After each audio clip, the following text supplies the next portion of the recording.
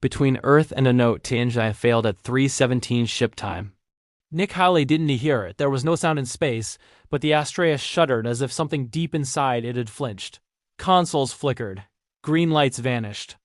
Red flooded the room. Nick was already moving. Astreas to Earth, he said, fingers flying across the panel. Do you copy?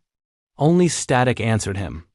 Behind him, Santi Alvarez froze mid-motion, eyes locked on the dead screen. Nick, he said carefully, tell me that's not what I think it is. Nick swallowed. He ran the diagnostics again even though he already knew. It's communications, he said. Primary and backup. Earth had just disappeared. 76 million kilometers behind them. The last ship that couldn't turn AR owned, the Astreas, wasn't designed to go home. Humanity's first true departure from Earth had been built on a single, unforgiving rule: forward only. Nick had helped write that rule. Now it sat heavy in his chest as he pulled up the external camera feed. The antenna, once perfectly aligned, drifted uselessly off-axis, bent like a broken finger pointing nowhere. Micrometeoroid impact, Nick muttered. Clipped the rotation housing. Santi exhaled slowly. So we fix it. Nick didn't look at him. The motors are dead. A pause. Santi's voice lowered. From outside. Nick finally turned. He saw the fear there, carefully contained. Santi always tried to be brave first and scared later. So do I, Nick thought. If we don't restore comms, Nick said, we're officially lost. No updates. No landing clearance. No help if anything else fails. Santi nodded once. Then let's not be lost.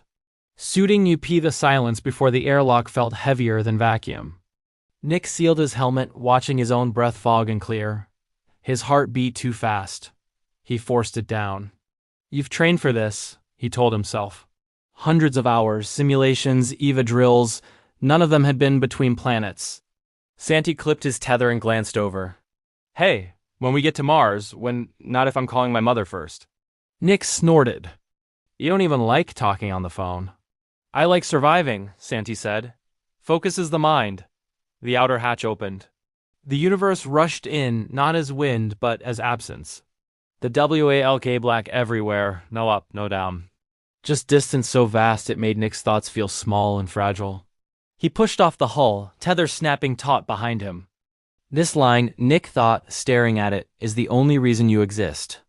The antenna loomed ahead, twisted just enough to doom them. I'm at the base, Nick said. Housing's bent inward. Copy, Santi replied. I'm anchoring. Nick locked his boots and gripped the manual crank. Hands and muscle, he thought bitterly. In the end, it's always hands and muscle. He pulled harder. The lever suddenly gave way. The antenna snapped back violently. Something whipped across Nick's body. A sharp, vicious tug. His helmet screamed. Tether integrity, Nick's breath caught. He looked down. The tether was fraying strands floating loose, curling slowly like severed nerves. Santi, Nick said, fighting to keep his voice steady, my tether's damaged. What? Santi said instantly, don't move. I'm coming to you. If it snaps, Nick thought, you won't even have time to be afraid. That terrified him more than dying. Santi reached him and locked himself in, looping an arm through Nick's harness. I've got you, Santi said. You let go, I don't. Nick nodded, jaw clenched. On 3, Santi said. Together. They pulled. Resistance fought them.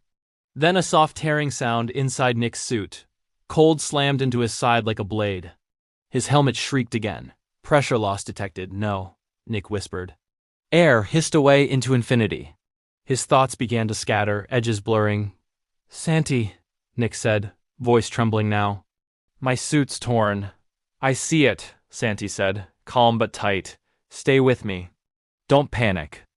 Don't panic, Nick echoed internally, almost laughing. Excellent advice while you're leaking into space.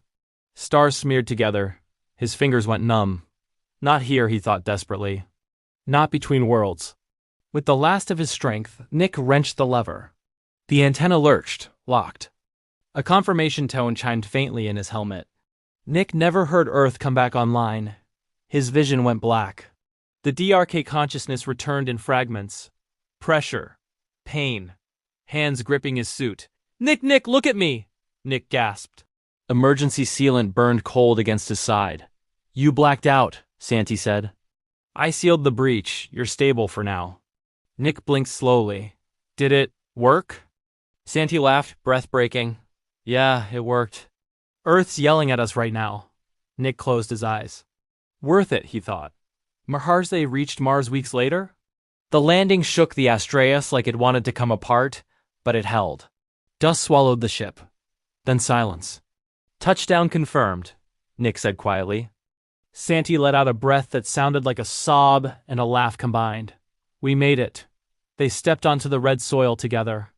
Nick looked up. Somewhere far beyond the sky, Earth waited, small, distant, alive. Humanity had crossed the space between worlds. And for a moment, standing on alien ground, Nick felt something he hadn't felt since the antenna failed. Hope.